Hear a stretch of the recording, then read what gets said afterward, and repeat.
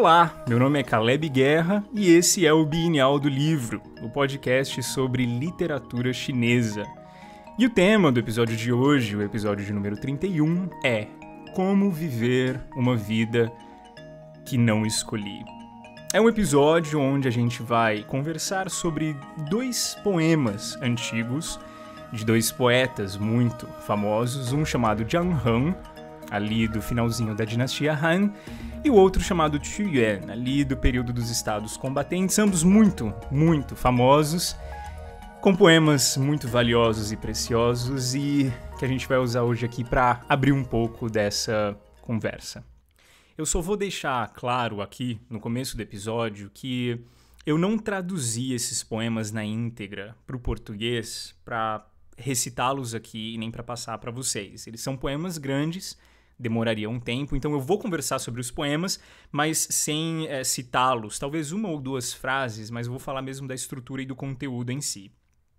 Peço perdão desde já, essa é uma dificuldade com quem lida com literatura chinesa, mas eu prometo que eu tenho já dedicado a minha vida a traduções de poemas antigos, então tem muita novidade no futuro, eu vou trazer esse tipo de conteúdo na íntegra, eu ainda estou buscando pessoas para trabalharem comigo dessa forma, mas para esse episódio especificamente a gente não vai ter uma tradução de um poema como a gente já teve antes aqui no podcast.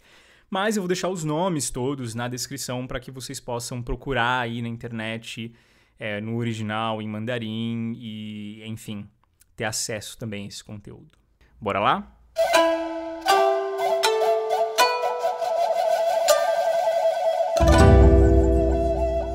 Bom, no ano de 138 da nossa era, na verdade um ano antes somente de falecer, um poeta chamado Zhang He escreveu um poema em prosa falando sobre uma crise pessoal que ele estava vivendo. O nome desse poema é De Volta aos Campos. Zhang He havia trabalhado como um oficial de governo ali da dinastia Han e agora viajava rumo ao sul, para bem longe dos palácios do rei e dessa vida na corte que ele estava acostumado a viver. Alguns livros históricos falam que essa mudança dele para o sul era voluntária, que ele estaria cansado de tanta corrupção e maldade ali nos bastidores do mundo político, que acabou decidindo fugir de tudo isso e levar uma vida mais simples. Outros livros já falam que ele havia sido obrigado a ir para o sul em exílio. Eu não sei se você, ouvinte do Bienal, sabe desse detalhe, mas na China antiga, a maioria das capitais das dinastias foram estabelecidas do centro da China para cima, então principalmente ali no noroeste do território. O sul desse vasto império era visto como um lugar quente demais, úmido demais e cheio de doenças que os nortenhos desconheciam e nem precisavam se preocupar tanto assim. Então, sempre que algum oficial importante era exilado do império ou de algum estado qualquer, ele era obrigado a ir para o sul. E, historicamente, isso era muito comum e a gente tem vários relatos sobre pessoas famosas que tiveram que fazer esse percurso exilados. Vale notar também algo que eu acho particularmente interessante, é que a palavra, uma das palavras em chinês, para quando um oficial era, assim, despedido, né, e enviado ao sul, é a palavra zhe. E o interessante sobre essa palavra é que ela também era usada nas lendas chinesas sobre os seres imortais que habitavam o Palácio Celestial e quando eram punidos pelo Imperador Celestial, perdendo, né, seus atributos divinos e imortais, eles eram então exilados, eles eram enviados aqui para o mundo dos viventes. A palavra usada é a mesma. Para um oficial de carreira que trabalhava ali junto ao império, junto ao rei, nada mais temível que ser exilado. Ter que viajar para longe de tudo que ele havia construído a vida inteira significava perder a própria identidade. Significava perder a própria vida e ter que recomeçar do zero com algum trabalho bem mais manual que ser conselheiro do imperador, desenhando as estratégias políticas do Estado e do Império. Mas, voltando aqui para Jiang Han, ele estava então nessa jornada que tantos outros antes haviam trilhado antes dele, uma jornada sem volta. Vamos dar então uma olhada no conteúdo de um poema que ele escreveu falando especificamente sobre isso.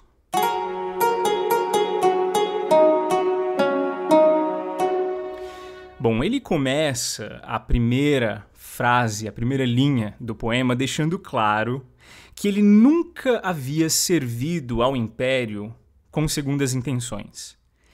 Talvez aqui ele já teria, nesse momento da vida, percebido que tinha pouco tempo restante e decidiu, na primeira linha desse poema, que ele estava escrevendo pouco antes de morrer, deixar claro e escrito um memorial de si mesmo. Seja lá qual tenha sido o motivo dessa mudança dele, para o sul, ele estava de consciência limpa e é assim que ele abre o poema De Volta aos Campos. Então ele prossegue para dizer que tudo o que ele havia feito nesses anos teria sido, abre aspas, ficar à beira do rio, invejando os peixes, esperando o dia em que as águas calmas não mais existiriam. Fecha aspas. Essa imagem de águas calmas que viriam a não existir, ela é o seguinte. O rio mais importante da China naquela época, de longe, também conhecido como Rio Mãe, era o Rio Amarelo. E naquela época, eles diziam que quando as águas do Rio Amarelo estavam calmas e limpas, era sinal de que a conjuntura política era boa, favorável ao Império e à vida do povo. Agora, quando essas águas do Rio Amarelo se tornavam turbulentas e lamacentas, isso era sinal de que o mundo estava mudando e tempos ruins viriam. Jiang Han diz, nessa segunda parte do poema, no comecinho desse poema ainda, que ele, de uma forma ou de outra, sempre antecipou o dia em que os ares não lhe seriam mais favoráveis ali. Um presságio que acompanhou ele a vida inteira. Uma coisa que ele deixa claro também que não tinha, então ele tinha a consciência limpa do trabalho que ele tinha feito, e ele não tinha a ilusão do controle. Ele deixa bem claro nesse poema que controle, ou a ilusão do controle, nunca foi um ópio que ele havia se dedicado a usar nesses anos trabalhando lá. E essas duas frases, esse começo é muito importante. O mundo antigo era recheado de intelectuais, oficiais do Império e dos Estados, que causaram muitos problemas tentando controlar o mundo político da época. A gente tem histórias doidas. Então, a gente tem esses escribas oficiais forjando cartas do imperador e do rei, por exemplo. A gente tem historiadores que trabalhavam na corte mentindo nos livros para punir alguém ou alguma família. Tem conspirações de assassinato, tem mentiras que levaram a chacinas e até guerras. Inúmeros problemas reais foram causados pelas ambições de controle que alguns desses oficiais, desses postos que o Jiang Han tinha, por exemplo, causaram. Mas não Jiang Han. Face a face com essa grande turbulência política, e o fim do mundo como ele conhecia, Jiang Han decide que não tem mais muito ali o que ele realmente quer se apegar e se contenta com a jornada ao sul.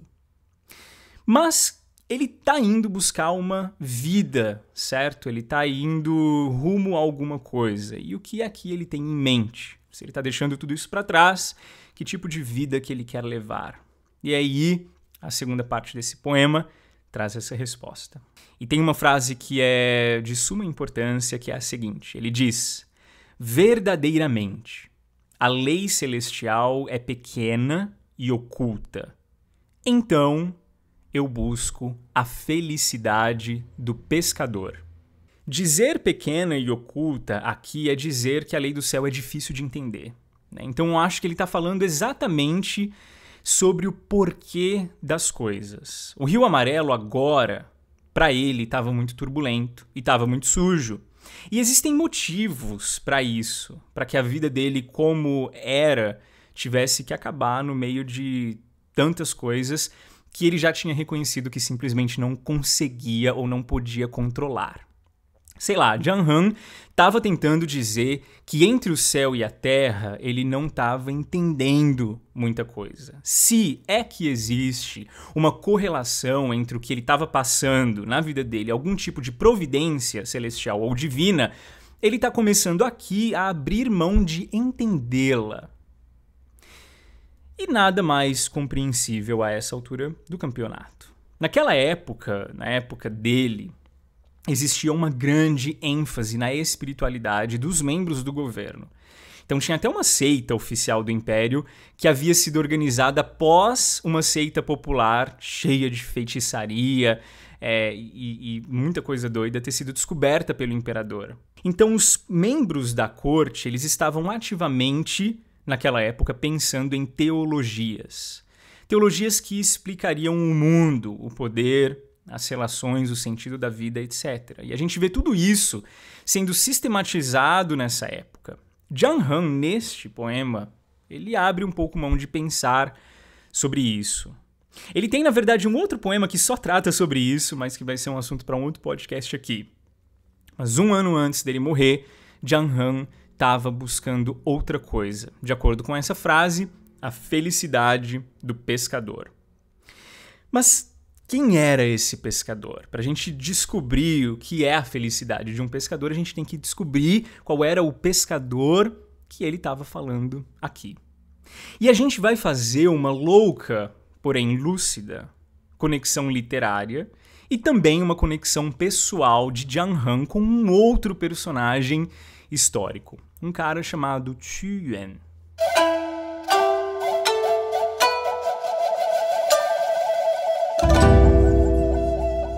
Qu Yuan, que tinha vivido ali aproximadamente 400 anos antes de Jung Han, escreveu um grande poema chamado Li Sao, que foi traduzido como O Lamento ou, às vezes, Encontrando o Sofrimento. Esse poema foi tão original e importante naquela época que ele acabou criando um estilo literário novo, o estilo que a gente chama de Sao, que vem exatamente do nome do poema. Jung Han herda esse estilo e desenvolve neste poema dele, que a gente está conversando hoje, esse estilo do Qu Yuan, o estilo Sao. E ele usa, então, aqui a mesma composição de narrativa, estrutura e até mesmo algo muito típico desses poemas Sao, que são citações diretas a histórias ou lendas antigas. Mas bem, a conexão literária entre Jung Han e Qu Yuan a gente já tem, que é o estilo do poema em prosa que eles estavam escrevendo. E essa é praticamente uma conexão entre um discípulo e um mestre. Mas a conexão pessoal dos dois era a seguinte. Qu Yuan também havia sido exilado. E numa história muito mais dramática do que a de Jung Han. Qu Yuan teve que fugir do estado dele após uma conspiração de seus próprios companheiros que em conjunto conseguiram fazer a cabeça do rei e fazer com que o rei o odiasse e demitisse ele ali do seu cargo de conselheiro do estado. Então Qu Yuan, como ninguém, ele sabia e conhecia a dor de ter perdido grande parte da sua vida e agora estar imigrando para o sul. Beleza, agora tá. A gente tem o estilo do mestre e a própria vida do mestre inspirando Jung Han.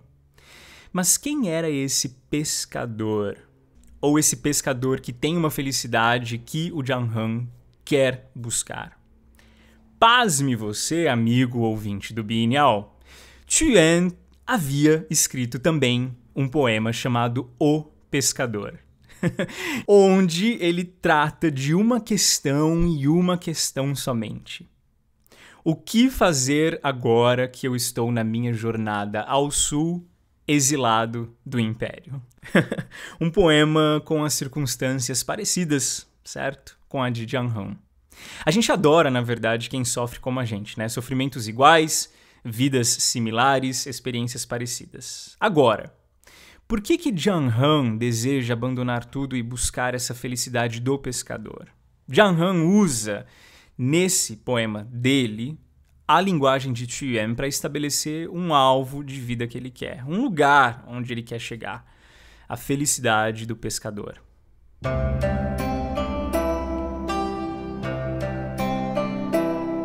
Então, olhando agora um pouquinho para o poema O Pescador de Tuyuan, a gente tem a imagem dele na beira do rio, caminhando e cantando. E o poema diz que ele está com um rosto pálido e visivelmente abatido. Tuyuan estava sofrendo muito ali quando ele havia chegado já ao sul, simplesmente porque a sua saída do estado foi muito dramática, como eu disse. Foi cheia de mentiras, cheia de injustiça, e ele sofria por causa disso o tempo todo. Nisso, enquanto ele está ali cantando, chorando e se lamentando na beira de um rio, chega um pescador curioso. Curioso porque o Tuyuan estava vestindo roupas, provavelmente de alguém que não era dali, certo? Então ele bate o olho em Tuyuan e já sabe, pela postura dele, que ele era alguém importante. E aí ele pergunta: Ei, você, oficial do Império, como é que tá todo acabado assim, nesse nível aqui? E eles têm uma breve conversa sobre isso que culmina no pescador deixando Tuyuan ali falando sozinho.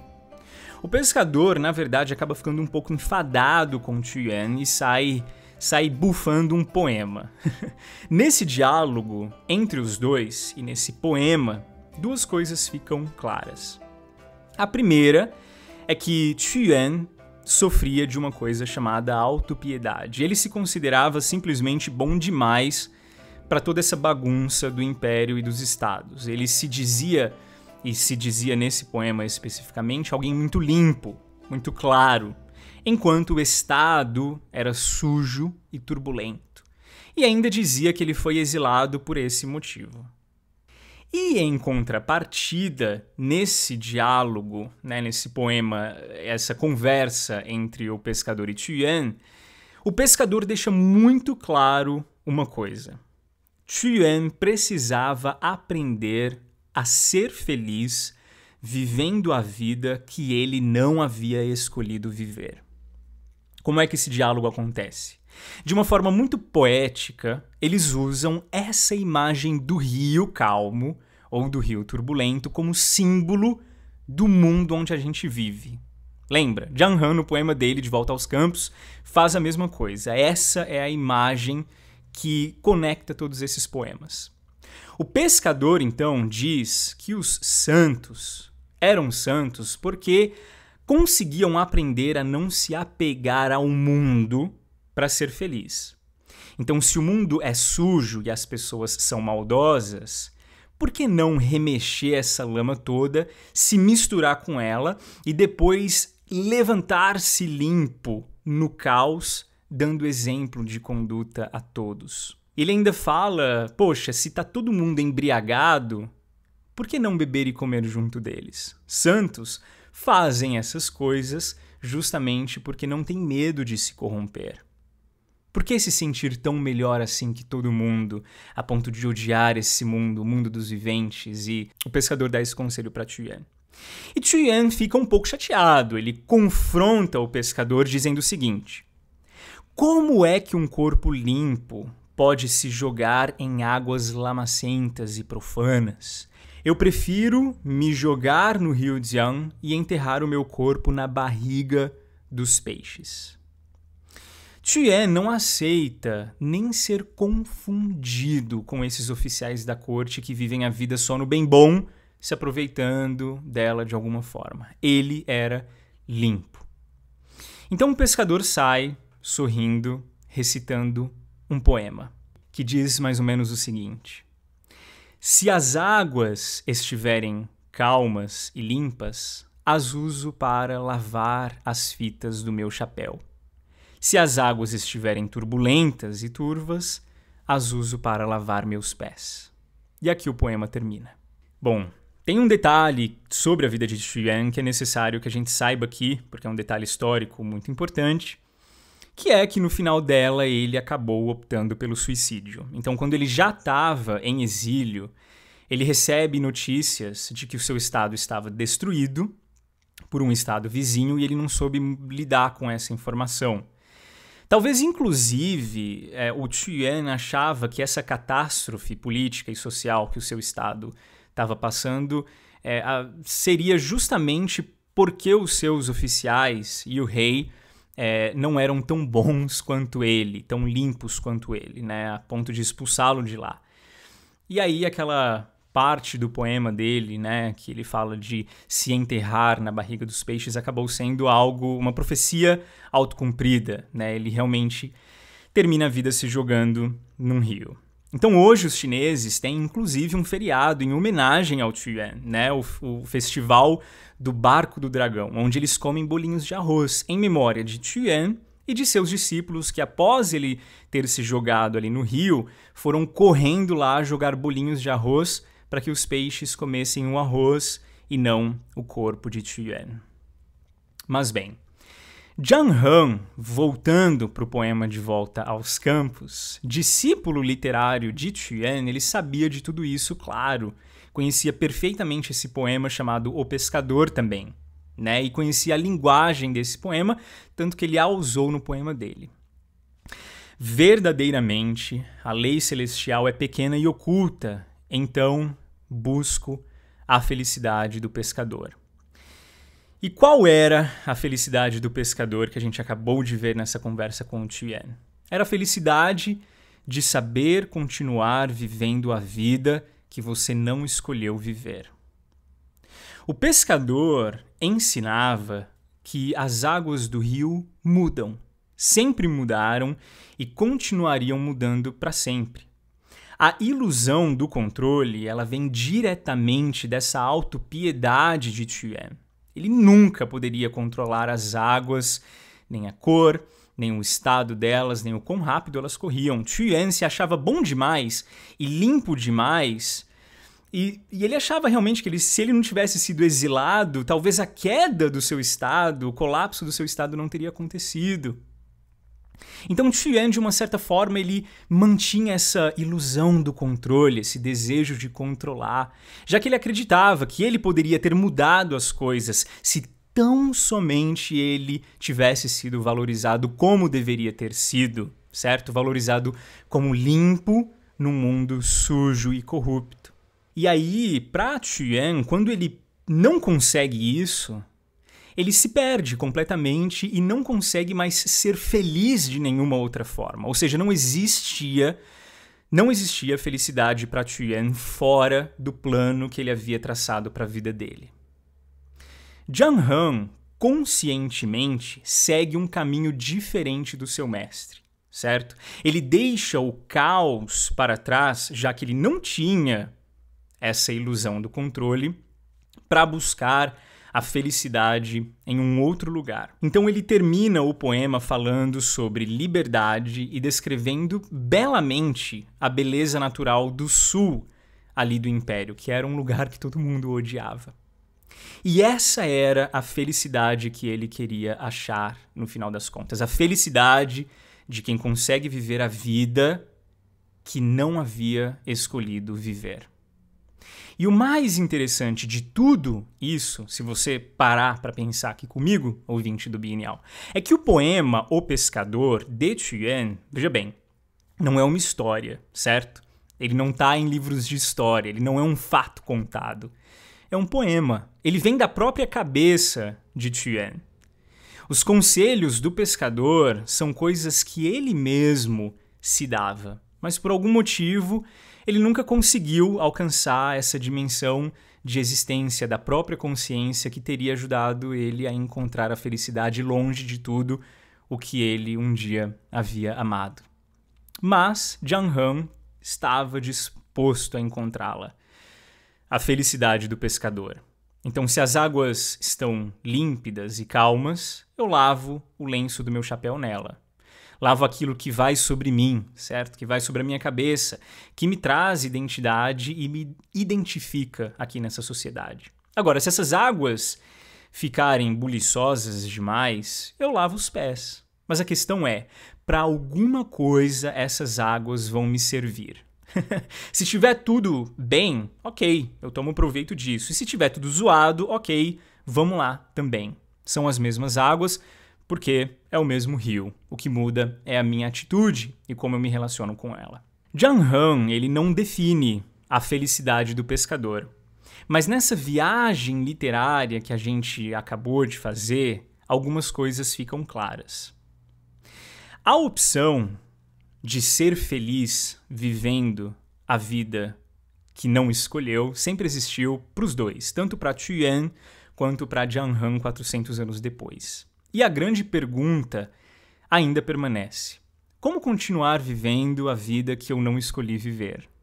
O poema de Jung Han termina com ele dizendo que encontrou essa felicidade.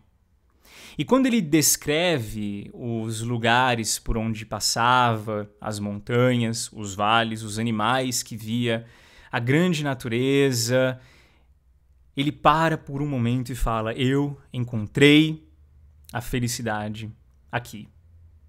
O poema, então, De Volta aos Campos, era exatamente isso que ele havia feito, vai terminando com a imagem dele na beira de um rio pescando, provando para nós que existe vida que pode ser vivida à beira do rio lá no sul, onde pode não ter sido uma opção, mas é aqui que nós estamos.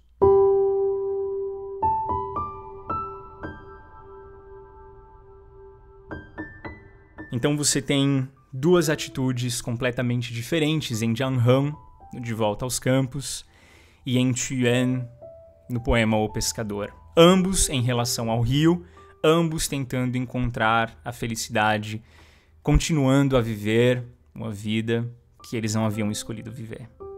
Bom, querido ouvinte e querida ouvinte do Bienal do Livro, para o final desse episódio eu tinha preparado um poema de minha autoria sobre como viver a vida que eu não escolhi. Mas eu vou mudar completamente agora e jogar essa bola para você. Nenhum dos dois, e nem o Jung Han, eles falam sobre como seria o processo de aceitar e de aceitar a vida como ela é, a vida que eu não escolhi, e encontrar felicidade nela. Mas nós temos atitudes de corações diferentes aqui entre os dois. E eu vou deixar um desafio para você: escrever o seu próprio poema sobre como viver a vida que você não escolheu. Como passar por esse processo de luto, de deixar para trás uma identidade que você teve, a importância que um dia você teve para algum grupo de pessoas ou para alguém, e seguir adiante vivendo a vida como ela é, sem a ilusão do controle. E aí vocês entrem em contato comigo no Bienal do Livro, na página do Instagram, ou se vocês tiverem meus contatos nas redes sociais, para me falar sobre esse poema, porque eu estou curiosíssimo para saber qual é o processo de cada um de vocês. Um grande abraço, meu nome é Caleb Guerra, esse foi mais um episódio aqui do Bienal do Livro, e a gente se vê no próximo episódio 32. Até a próxima.